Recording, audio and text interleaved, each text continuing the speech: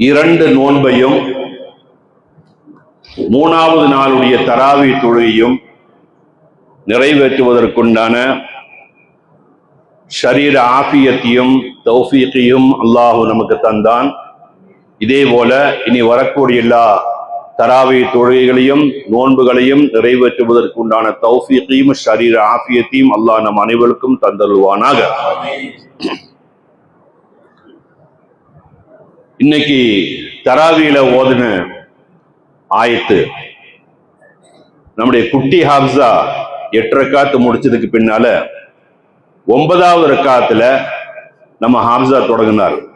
லன் தனாலுல் பிர்ர ஹத்தா துன்ஃபிகு மிம்மா துஹிப்பூன் அப்படின்னு தொடங்கினார். என்ன அர்த்தம்? உங்களுக்கு பிரியமானதை நீங்கள் தர்மம் செய்யாத வரை உங்களுடைய தர்மத்தை அல்லாஹ் ஏற்றுக்கொள்ள மாட்டான். உங்களுக்கு எது பிரியமானதோ அதை தர்மம் செய்ய வேண்டும். அதைத்தான் அல்லாஹ் விரும்புகிறான். அதுதான் உண்மையான தர்மம் அப்படின்னு அல்லாஹ் தஆலா 4வது ஜுஸுல தொடங்குறான். இந்த ஆயத்தை இறங்கின உடனேயே நபி ஸல்லல்லாஹு அலைஹி வஸல்லம் அவர்கள் இந்த ஆயத்தை சஹாபாக்களுக்கு ஓதி காண்பிக்கிறாங்க. இப்படி அல்லாஹ் சொல்றான், உங்களுக்கு பிரியமானதை தர்மம் செய்யுங்கள், அது வரைக்கும் உங்களுடைய ஈமான் பூர்த்தியாகாது அப்படின்னு சொன்ன உடனே எல்லாம் பள்ளி பிரிஞ்சு எல்லாம் பள்ளியிலிருந்து போயிட்டாங்க. பிரசங்கம் முடிஞ்சு எல்லாம் போயாச்சு. அந்த நேரத்துல ஒரு சஹாபி வந்து ஒரு தாக்கோல் ரசூலுல்லாஹ்ட்ட கொடுக்குறாங்க. யார் ரசூலுல்லாஹ்? இந்தாங்க தாக்கோல். என்னப்பான்னு கேட்டாங்க. எனக்கு பிரியமானது என்னுடைய தோட்டம், ஈத்தப்பழத்துடைய தோட்டம். 600 மரம் இருக்குது. ஈத்தப்பழ மரம் 600 மரம் இருக்குது. 600 தெங்கு இருந்தா எவ்வளவு வருமானம் வரும் நமக்கு தெரியுமா இல்லையா?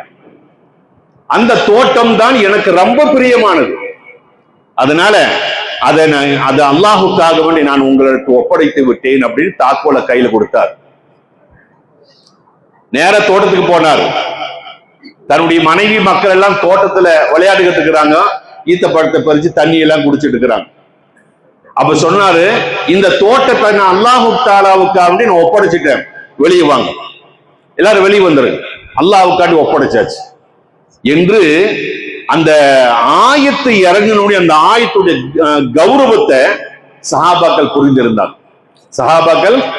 அதனால உடனே கொடுத்துட்டாங்க. இதே போல நான் ஒரு இடத்துல இந்த ஆயத்தை சொன்னேன், இதே மாதிரி சொன்னேன். எல்லாம் பள்ளி ஃபஜ்ருக்கு பின்னால தப்சீர் நடக்குதா இல்லையா? அந்த தப்சீர்ல நான் இந்த ஆயத்தை ஓதுங்க. பள்ளி புரிஞ்சு எல்லாரும் போனாங்க. ஒரு ஆள் ஒரு பெரிய ஒரு நேந்திர பழ கொலையை வாங்கிட்டு வந்தார். என்னங்க இதுன்னு கேட்டார்.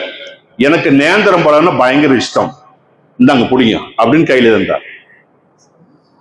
அப்போ என்ன நான் சொல்ல வர்றேன்னு கேட்டா, அந்த ஆயத்துடைய கௌரவத்தை அந்த சஹாபாக்கள் புரிந்திருந்தார்கள். அது தொடங்குது. அதுக்கு பின்னால் அப்படியே ஹாம்ஸா ஓதி ஓதி ஓதி வந்து கீழே வந்தப்போ, இன்ன அவ்வல பைத்தின் உதியா லின்னாசி லல்லதி பிபக்கத முபாரகா, அடுத்த ஆயத்துல அதே சஃபால் அதே வரியில அல்லாஹ் தஆலா சொல்றான், இன்ன அவ்வல பைத்தி உதியா லின்னாஸ், இந்த பூமியில் முதலாக படைக்கப்பட்டது அல்லாஹ்வுடைய வீடு காபத்துல்லாஹ். இந்த பூமியில் அல்லாஹ் இந்த பூமிங்க கூடிய அந்த உருண்டையை படைக்கிறதே ஸ்கெட்ச் போட்டு தான் அல்லாஹ் தஆலா இறக்கணும். எப்படி? இந்த பூமியினுடைய சென்டர் எது? காபத்துல்லாஹ். இதை இப்ப எல்லாம் அளந்து பார்த்தாங்க. அமெரிக்காக்காரர் எல்லாம் அளந்து பார்த்தான். கரெக்டா இருக்கு. அல்லாஹ் தஆலா சொன்ன பிரகாரம் பூமியினுடைய மத்திய பாகத்துல தான் காபத்துல்லாஹ் இருக்கு. இந்த காபத்துல்லாஹ் பத்தி அல்லாஹ் தஆலா இப்படி சொல்றா, இன்ன அவல பைத்தி உதியா லின்னாசி லல்லதி பிபக்கத முபாரகா, பரக்கத்து பொருந்திய பூமி. அந்த பூமி பரக்கத்து பொருந்திய பூமி. அதே மாதிரி மக்காங்க குடியில அல்லாஹ் பக்கான்னு சொல்றான், லல்லதி பிபக்கத முபாரகா.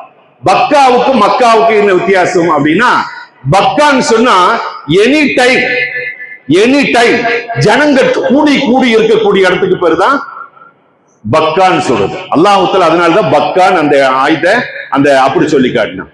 இப்ப பாத்தீங்கன்னு சொன்னா உங்களுக்கு எல்லாம் தெரியும், இந்த ரமலான்ல கிட்டத்தட்ட 30 லட்சம் பேரு அங்க இருப்பாங்க, அதுக்கு மேலதான் இருப்பாங்க.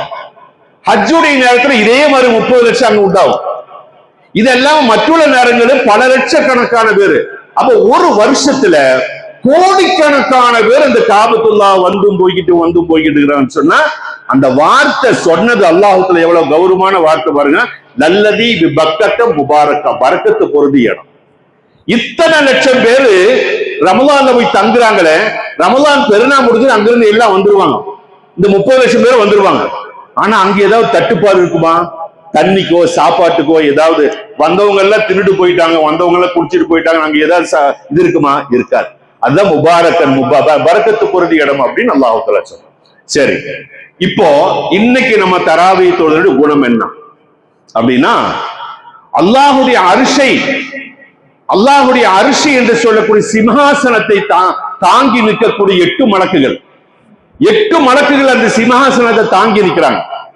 அதுல ஒரு மலக்கு நமக்காக வேண்டி துஆ செய்றாங்க. சுப்ஹானல்லாஹ், நமக்காக வேண்டி துஆ செய்றாங்க. என்னன்னு எப்படி செய்யறாங்க? கஃபரல்லாஹு மா தக்கத்தம மின் தன்பிக, அல்லாஹ் உங்களுடைய எல்லா பாவத்தையும் மன்னிப்பானாக, முன்பின் செய்த எல்லா பாவத்தையும் மன்னிப்பானாக சொல்லி அரிசை சுமக்கக்கூடிய மலக்கு இன்னைக்கு தராவி தொழுத எல்லாருக்காக வேண்டி மன்னிப்பு தேடுகிறார் என்று சொன்னால், இது வேற எந்த மாசத்திலையும் கிடைக்காது, வேற யாருக்கும் கிடைக்காது. தராவி தொழுவது மட்டும்தான் ஸ்பெஷலா கிடைக்கும். சரி, அடுத்தது பாருங்க.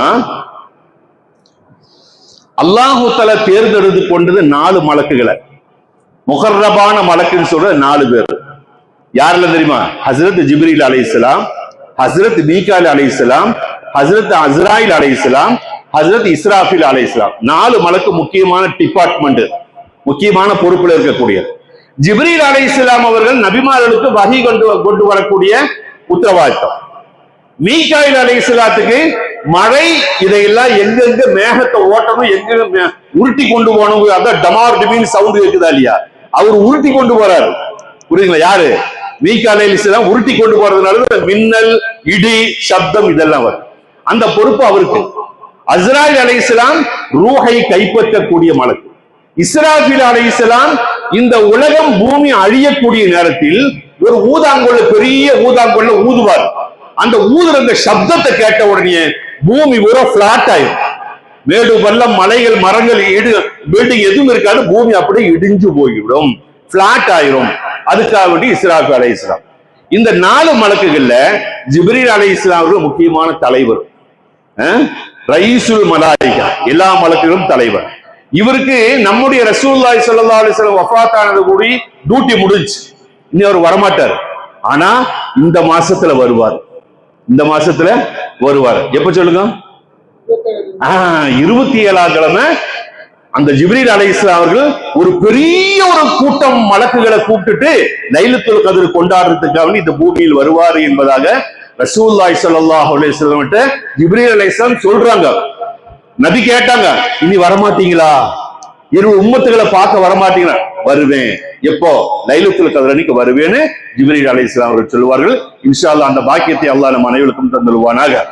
அப்ப அல்லாஹ்வுக்கு இஷ்டமானது, நெருக்கமான 4 மலக்கு. ரசூலுல்லாஹ்வுக்கு நெருக்கமானவங்க 4 பேர். நபிக்கு நெருக்கமானவங்க 4 பேர். ஹஜ்ரத் அபூபக்கர் சித்திக் ரலியல்லாஹு சொல்றாங்க, ஹஜ்ரத் உமர் இப்னு கத்தாப், ஹஜ்ரத் உஸ்மான் இப்னு அஃபான், ஹஜ்ரத் அலி இப்னு அபி தாலிப். 4 பேர் ரசூலுல்லாஹ்வுக்கு நெருக்கமானவங்க. ரசூலுல்லாஹ்வுக்கு இந்த 4 கலீஃபாமார்களுக்கு என்ன பந்தம் தெரியுமா? ரசூலுல்லாஹ்வுடைய மாமனார் யாரு? அபூபக்கர் சித்திக். அபூபக்கர் சித்திக்குடைய மகள் ஆயிஷாவை தான் நிக்கா முடிச்சாங்க. உமர் ரலியல்லாஹு அன்ஹு எப்படி தெரியுமா? மாமனார். உமருடைய மகள் ஹப்சாவை தான் ரசூலுல்லாஹ் திருமணம் முடிச்சிருக்கிறாங்க. உஸ்மான் ரலியல்லாஹு அன்ஹு யார் தெரியுமா? மருமகன். ரசூலுல்லாஹ் 2 மகளை திருமணம் முடிச்சார். 2 மகள் எப்போ? ருக்கையாவை கல்யாணம் முடிச்சாங்க. ருக்கையா மௌத்தானுக்கு பின்னாடி உம்மு குல்தூம் கல்யாணம் முடிச்சாங்க. அதனாலதான் இப்ப நம்ம தராவிகள் உஸ்மான் தின்னூரன் 2 பிரகாசம் உள்ளவர் அப்படின்னு அர்த்தம்.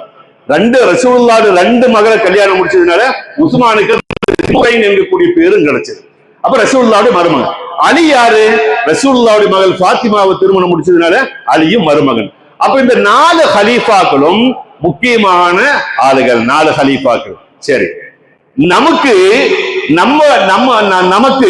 அல்லாஹ் தஆலா ஏற்பாடு செய்த 4 இமாம்கள். யாரு? இமாம் அபூ ஹனீஃபா ரஹ்மத்துல்லாஹி அலைஹி, இமாம் மாலிக், இமாம் ஷாஃபி, இமாம் ஹம்பலி, இந்த 4 மதஹப் தான் உலகம் பூராமே பரவி கிடக்குது. உலகம் பூராமே பரவி கிடக்குது. அதில் முதல் இமாம் யாருன்னு கேட்டா இமாம் அபூ ஹனீஃபா, அதாவது நம்முடைய இமாம். இமாம் அபூ ஹனீஃபாவுடைய காலம் எது தெரியுமா? இமாம் அபூ ஹனீஃபா ரசூலுல்லாஹ் வஃபாத்தாயி 80வது வருஷத்துல பிறந்தவங்க தான் யாரு? இமாம் அபூ ஹனீஃபா. ஹிஜ்ரி 80ல பிறந்தவங்க தான். நேத்து இன்னைக்கு வந்தவங்க இல்ல. இன்னைக்கு புது புது இதெல்லாம் வருதா இல்லையா? அதெல்லாம் நேத்து முளைச்சது. ஆனா இமாம் அபூ ஹனீஃபா ரசூலுல்லாஹ்வுக்கு பின்னால 80வது ஹிஜ்ரி 80வது வருஷத்துல பிறந்தவங்க தான் இமாம் அபூ ஹனீஃபா. 80ல பிறந்து ஹிஜ்ரி 150ல வஃபாத்தானாங்க. அப்ப 70 வருஷம் இந்த உலகத்தில் வாழ்ந்தார்கள். யாரு? இமாம் அபூ ஹனீஃபா. அபூ ஹனீஃபாவுடைய உண்மையான பேரு என்னன்னு கேட்டா நுஅமான். நுஅமான் இப்னு சாபித் அப்படிங்கிறத பேரு. சாபித்துடைய மகன் நுஅமான். அபூ ஹனீஃபாங்கிறது பட்ட பேர். அபூ ஹனீஃபாங்கிறது பட்ட பேரு. அவருடைய உஸ்தாது ஹம்மாத். அவருடைய உஸ்தாது ஹம்மாத். இந்த இமாம் அபூ ஹனீஃபா ரஹ்மத்துல்லாஹி அலைஹி அவர்கள் வஃபாத் ஆனது எங்க தெரியுமா? ஜெயில்ல வஃபாத் ஆனாங்க. இமாம் அபூ ஹனீஃபா நீதிபதியா, அந்த நாட்டை நீதிபதியா அமைக்கிறதுக்காக அந்த நாட்டு அரசன் கட்டளையிட்டான், நிர்பந்திச்சான். எப்படியெல்லாம் சித்திரவதை செய்யணுமோ அப்படியெல்லாம் சித்திரவதை செய்தான். ஆனா இமாம் அபூ ஹனீஃபா சொல்லிட்டாங்க, என்ன தெரியுமா? எந்த காரணத்தை கொண்டு நான் நீதிபதியா ஆக மாட்டேன். நான் என்னுடைய ரூட்டு வேற, என்னுடைய ரூட்டு வேற. அதனால நான் நீதிபதியா இருக்கு சம்மதிக்க மாட்டேன்னு சொன்ன உடனே அந்த நாட்டு அரசன் ஒருபாடு ரொம்ப சித்திரவதைகள் எல்லாம் அவங்க செய்த. இருந்தாலும் இமாம் அபூ ஹனீஃபா தன்னுடைய கொள்கையை விட்டு கொடுக்காம பிடிச்ச பிடியில் இருந்தார். அந்த மதுஹப்ல தான் இன்னைக்கு நம்ம இருக்கிறோம். நம்ம நேரடியா ரசூலுல்லாஹ் போய் பார்க்கல, நேரடியா ரசூலுல்லாஹ் பார்த்து அமல் செய்ய முடியாது. ரசூலுல்லாஹ்வுக்கு பின்னால சஹாபாக்கள், சஹாபாக்களுக்கு பின்னால தாபியீன்கள், தபா தாபியீன்கள், இமாம்கள். அந்த இமாம்கள் தான் யாரு? முதல் இமாம் இமாம் அபூ ஹனீஃபா ரஹ்மத்துல்லாஹ் அவர்கள் காட்டி தந்த ரூட்ல தான் நம்ம இன்னைக்கு வரைக்கும் போறோம். மௌத் வரைக்கும் அல்லாஹ்வுல இதே பிரகாரம் வாழ்வதற்கும் அமல் செய்வதற்கும் அல்லாஹ் தௌஃபீக் செய்வானாக. اللهم ارحمنا برحمتك يا ارحم الراحمين.